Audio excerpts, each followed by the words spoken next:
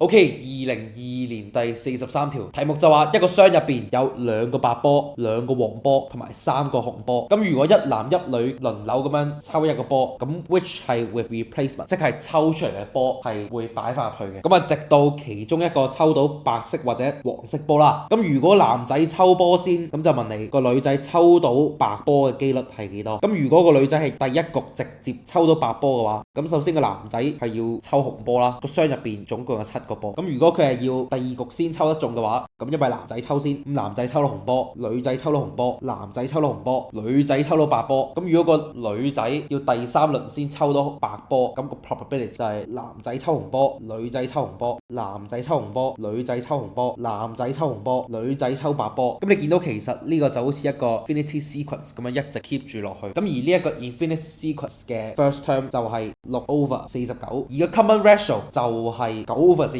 咁用翻 sum to infinity sequence 嘅式，咁個 probability 就係 first term 即係6/49 over 1減 common ratio 9/49，咁就等於6/49除40/49。咁約減之後咧就變咗做3/20，咁所以答案就係 B 啦。